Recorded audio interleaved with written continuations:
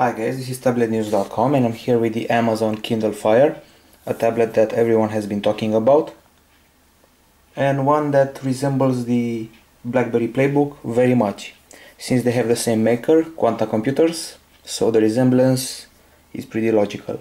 Let's start with the size. This device with a 7-inch display measures 12.4mm in thickness, it weighs 414 grams, it's got a 7-inch IPS display with 1024/600 pixels in resolution. Now checking out the design, we see that it's pretty slick. It has two speakers right here, nothing on this side, and on its lower side we have the on-off button weirdly placed, and this audio jack and micro USB port. At the back only the Kindle logo and Amazon logo. So we press the on-off button, we have a nifty sliding area, and here we are straight to the main menu. You have to know that this device uses a Texas Instruments OMAP 4 CPU, a dual core CPU with 1 GHz of frequency. It also comes with 512 MB of RAM, 8 GB of internal memory, but the cloud storage will make up for the extra gigabytes that you may have wanted. Its battery is supposed to provide about 8 hours of reading and about 7 hours of video playback, of course without Wi-Fi if that's possible. The device has no camera, as you might already know. It has no 3G, so it relies solely on Wi-Fi. That's what we're on right now. It's got an interesting Amazon Silk browser that you'll see immediately, and this interesting interface that's got a carousel as its centerpiece is actually Android 2.3 Gingerbread, customized with the Amazon experience. The device doesn't come with headphones or an USB cable, so everything happens in the cloud, but there's a little workaround around that. I used the micro USB cable, connected it to the PC, managed to upload on a server of a website a file browsing app, uploaded some apps on the tablet, and since the tablet has no file browser, I used this one to install some interesting applications. This is the ES File Explorer. So I have here some apps that I'm going to show you later. Of course you can also purchase them from the Amazon App Store, but in my region it wasn't available. Okay, so first thing first, what you see right here is the centerpiece carousel. At the bottom there's a favorite section, and at the top there are the categories of content. We have newsstand, books, music, video, docs, app and web. Of course we have search area, you can search the library and the web. Here's the virtual keyboard of the device. It's pretty easy to type, so I'm going to show you right now. Let's say I'm looking for Angry Birds. Here we are, written Angry Birds pretty fast, so the keyboard is comfortable. And above the favorites carousel section and search app, there's a status bar, status area, that shows the volume, brightness, Wi-Fi, sync and more. And by more I mean options and settings, with the date and time, sounds, Kindle keyboard, wireless network and more. In case you receive an email or something like I don't know, Facebook mention or something, it appears in the upper area, but this one is not a notification area to drag down, so no hopes for that. So one thing that bothered me is that this device doesn't have volume buttons, so that's pretty weird. So you have to tweak the volume from the virtual control. If you're in an application, that's a real pain to do, so you'd better not. Okay, so now let's see the sections of the interface one by one. First of all, let's start with newsstand. It has two sections, the cloud and the device section. Shows you what you have stored in the cloud and what you have on the device. I purchased a magazine, PC magazine, that you can see right here,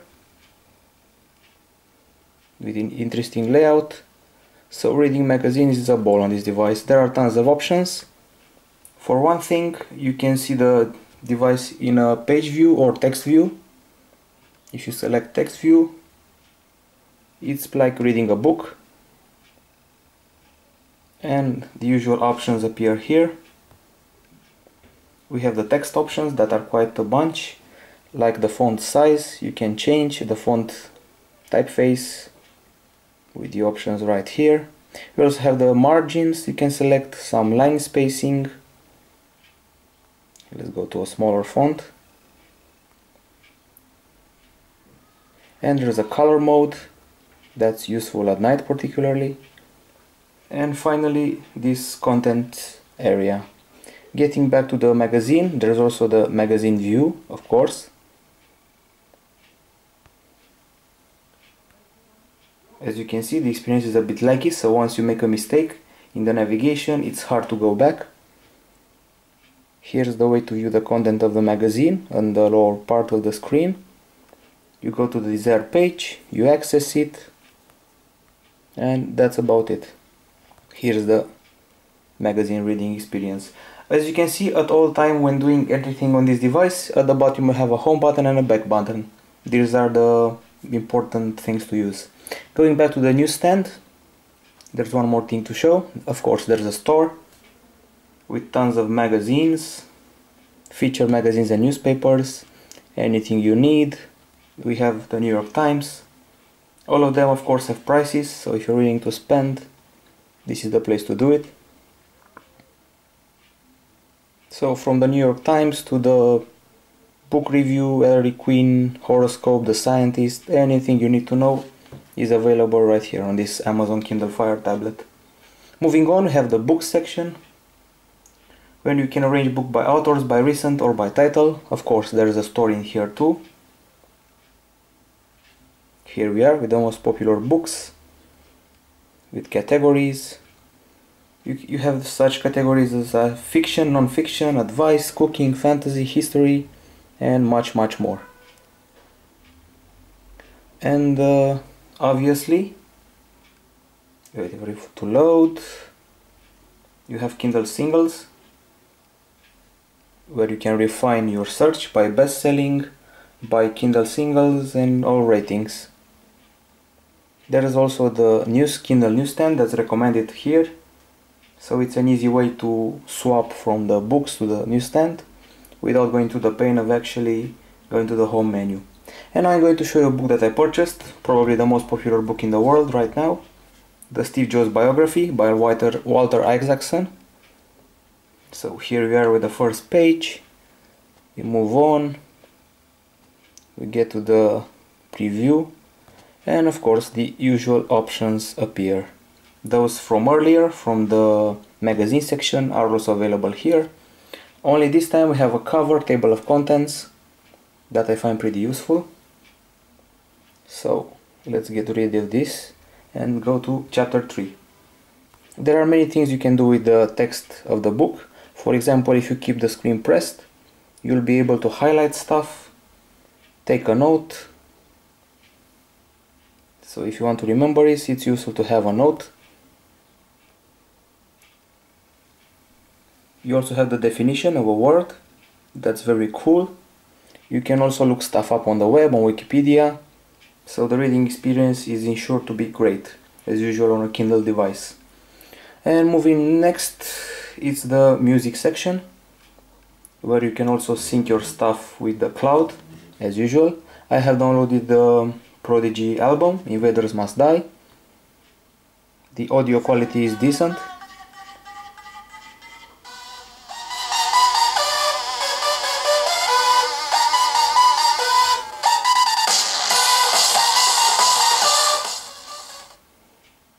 There is also another volume button here. It's getting kind of redundant with all these virtual volume buttons.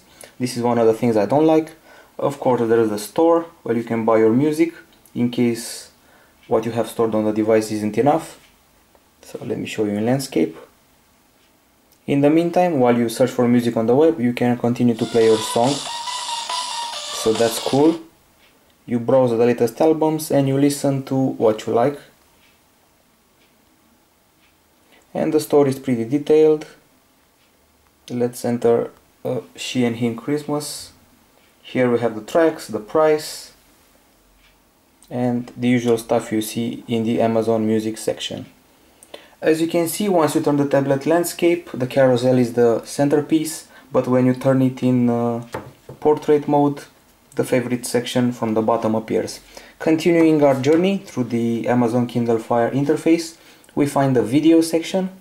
Sadly, it doesn't allow me to download the videos in my area or movies. but you can still see a cool trailer. So here we are with the offers of the moment, with TV shows and movies.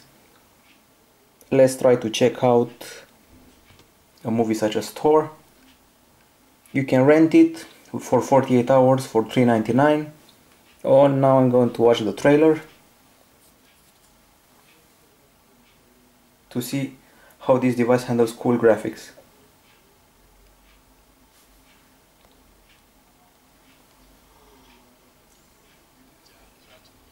Thor is a puny weapon. What? He was freaking me out. Where did he come from? Name? He's... God, I hope you're not crazy. You swear to God.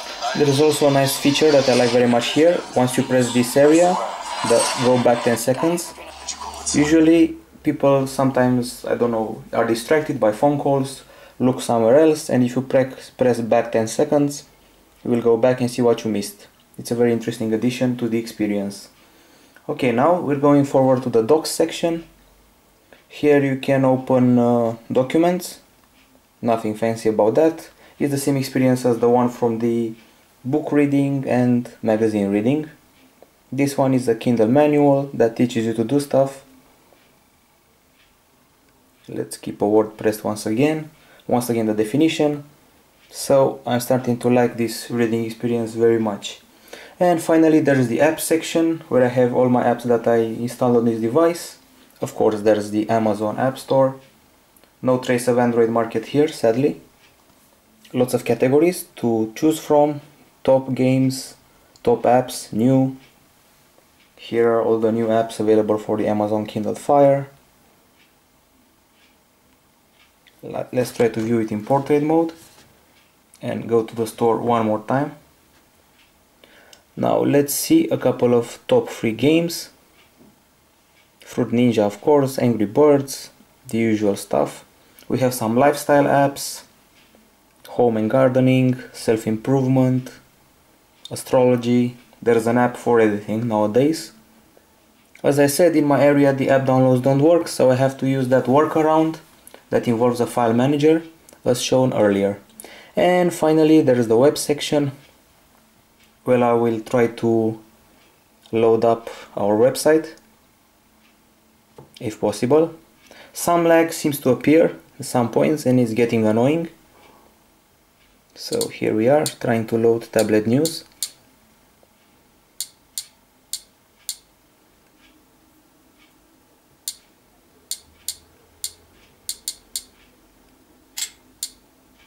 Tablet-News.com. Hopefully it will load both in portrait and landscape mode. This one, the Silk browser, has an interesting feature.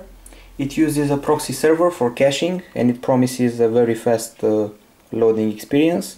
Here's our article about the Amazon Kindle Fire unboxing on Tablet News. Adding a new window is simple. You just click the plus nearby and you open a new tab.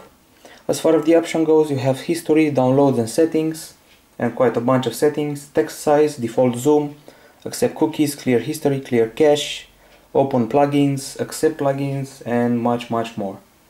I'm sure that you want to have a look of those apps that I have installed, but before that there's of course the Amazon function that allows you to actually buy stuff from Amazon.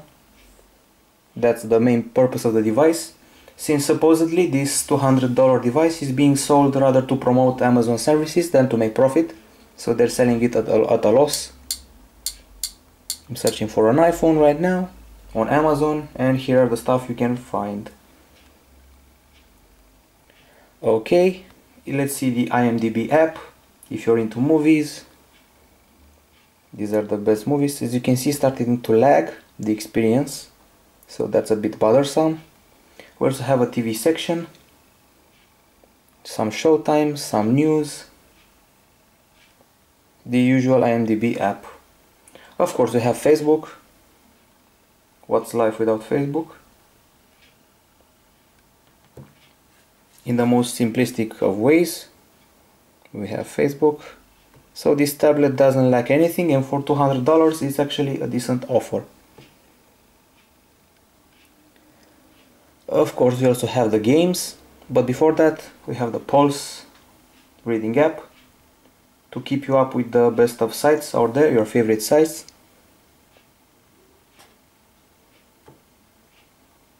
Let's try to see one of these links, what it's about. It's a pretty nice way of seeing your favorite blogs all in one place. You also have a Facebook button, Twitter button, you can share with people. At the bottom we have a content section, keeping you up with the news all the time, keeping you up to date. And now it's time to see the apps that I have installed. There is a comics section on the Amazon Kindle Fire, a comic store. So for all of you comic book fans out there, this is solid gold. It has X-Men, this has Batman, it has a just added section, popular comics, my comics. So let's see Batman, excuse me, provided that we're allowed to enter it. Here we are, Batman Arkham Unhinged. You can buy it now. You have a summary, credits, so comics are taken care of. Other than that, we also have a contacts section. I imported my Yahoo contacts and there's quite a lot of them. I don't quite understand the option of trying to call someone, so if I press this and try to call that person, it won't be available, of course. This is not a phone. However, it's cool that you can send them emails. And since I mentioned email, I synced the tablet with my Yahoo account. It's checking my mail right now. I seem to have a new email. And this is the way you can see your emails. You can compose a new email like this, cancel it. You also have some options like here, like folders, settings, contacts. You can look stuff up. Overall, a good email experience. Back to the app section to see what we missed, if we missed anything. We also have a weather channel app, a quick office app that you probably already know. Of course, there's a YouTube app. Let's see if it works, and it sure looks like it's working. Hey, what's up, guys? This first video got 200,000 views in 2 months, and it's this little kid from India, and he's got some... Okay, enough with this guy. Going back to the apps, see what we missed. As I said, that quick office will allow you to view office files, maybe some PDFs. And now it's time for a bit of gaming. I know you want that. There's a little bit of game here that I like very much. It's Jet Car Stunts. Sometimes when you click the screen of the tablet, it doesn't quite answer your command as precise as you'd like it to.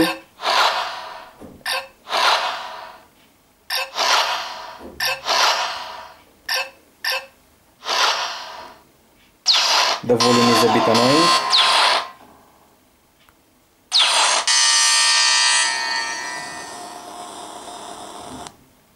There's actually no way of exactly tuning the volume down without having to mess with the app. So that's nasty if you don't have a volume button.